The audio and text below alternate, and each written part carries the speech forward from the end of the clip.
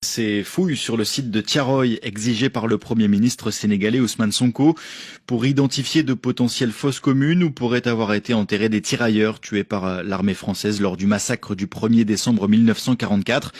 Ce jour-là, ils étaient venus réclamer leur prime de démobilisation et l'objectif de cette initiative est clair, enfin connaître le bilan exact de cet épisode sanglant de la colonisation. RFI Dakar, Léa-Lisa Vesterhoff. Les 200 tombes anonymes du cimetière militaire de Tiaroy sont-elles vides ou des tirailleurs y ont-ils été enterrés? Voilà l'une des questions auxquelles les archéologues sénégalais devraient bientôt pouvoir répondre. Les fouilles ont en tout cas démarré il y a près de 2 semaines. L'objectif, sonder la terre pour localiser des squelettes ou de possibles fosses communes, car en 2020, un député français citant l'armée évoquait l'existence de 3 fosses communes situées sous les tombes anonymes du cimetière dans un rapport sur le massacre présenté au Parlement. Pour ce travail complexe, aucune limite de temps n'a été fixée aux archéologues de l'université Cheikh Anta Diop de Dakar, assistés par l'armée.